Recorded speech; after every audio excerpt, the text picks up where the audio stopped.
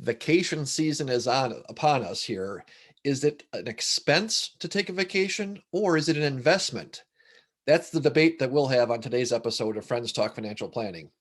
Hi, I'm John Shear. I run a fee only financial planning practice in Middleton, Wisconsin. And I'm Bridget Sullivan Mermel, and I've got a fee only planning practice in Chicago, Illinois. John, I'm interested in your idea that vacation is an investment. I have to say that I generally put it in my budget and think of it as an expense and not as an investment. So tell me how you approach this. Yeah, that's great. I talk with clients and myself about investing. When I say an investment, of course, we're taking money out of our pocket, putting it in somebody else's. But when I think of it, I think of it as investing in memories, right? Like that's the thing. When you think about it, it's not stuff doesn't provide a lot of value generally, but it's those memories and those experiences. So I think this is really interesting as we've talked about. Is it where does it go on your budget? And when you just said budget there for a second, I thought, well, my savings goes into my budget. It goes out the door, but it's still an investment, right? And we wouldn't argue putting money into the bank is an investment, right? So, but I think of it like, what better place to use my resources, some of the money that I have, than in sharing things with the family and friends and people that are really important to me.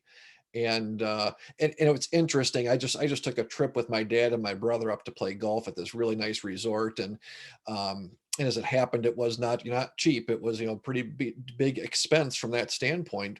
But this make me think that literally my brother and I used the kind of the term investment. We said, that was a really great investment because of what we took out of it. We weren't talking business or anything else. It was like these are things that we'll never forget. And Right. so from that's the standpoint when I talk about an investment that it's those memories and where we are today, right? Nobody's been able to go out and do very much. Now it's kind of pent up. And I think this is a really great time to be thinking about and whether we categorize as expense or investment, like what to do about that. I'm interested as on your side about because of course it's an expense, but you think about it a little bit differently perhaps than I think about it as an expense side of things. What do you tell when clients and for yourself when you think about it? Well, I love vacation and I love travel. So I think that might be part of my looking at it as an expense because I could spend a lot of money on it. And I have in my life spent a lot of money on travel. It's something that I really love doing. And so to me, I kind of have to portion it off. I don't have to try to encourage myself to do it or spend more money on it. It's, yeah, I have to kind of curb it. But I have to say that it's what's interesting to me is that in my life, I've had times where I'm flush and I've had times where I don't have much money at all. And I think that I remember things equally. I mean, my most memorable vacations were when we were staying in a cottage when I was a kid. And these places were particle board shacks. Yeah, I mean, they were cottages. not, Yeah. and they did have plumbing, but they were not luxurious by any means. And we went to play mini golf. And maybe when we were older, we'd try to swim across the lake. But this was not expensive Yeah. vacation. I mean, my parents could afford it, and this was emblazoned on my memory. And I think all of my siblings have a lot of the same reaction to that particular memory. I can't speak for everybody, but I would say at least some of them do. I know some of them do. Yeah.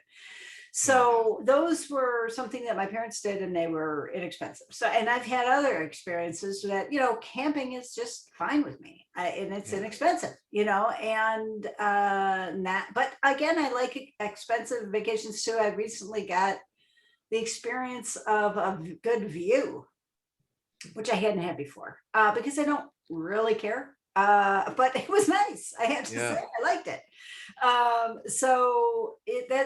That's my take on it.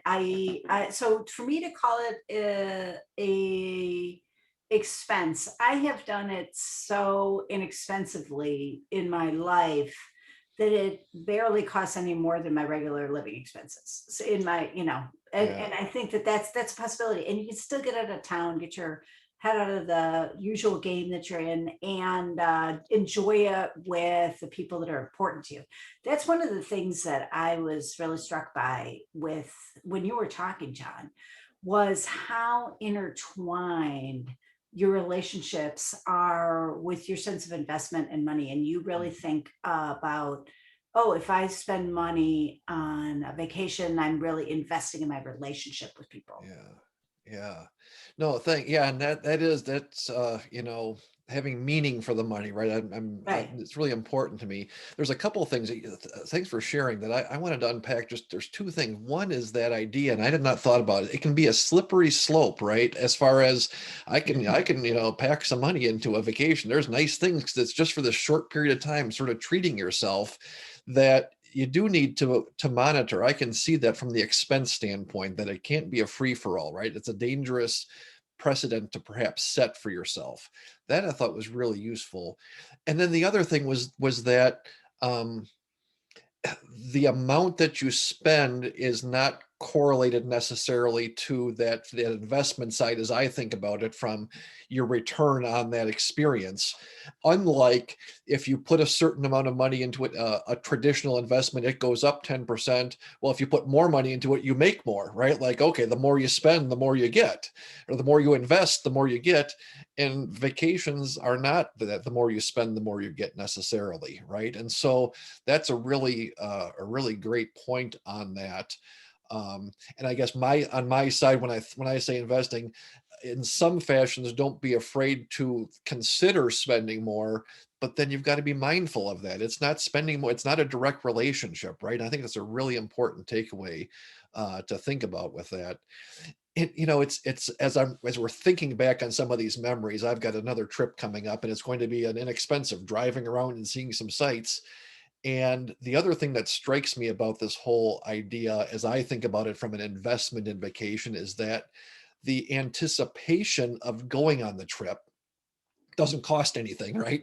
Just the anticipation part. But that's a really big part, I think, for everybody on the thinking about it. And I know that I try to intentionally, like, oh no, like I've had trips where I haven't spent the time and allowed myself to anticipate it. And I think and you've done more homework on this than I have. There's Yeah. some evidence, right? There's some There's science research behind on it. this. Yeah. Yeah. There's research on it that shows that, there's three kind of steps of a trip. There's anticipation, there's taking the trip, and there's how you recall it. And anticipating the trip, it can be the most bang for your buck for sure. It's like that's the part of the trip you actually might enjoy the most, is fantasizing about it.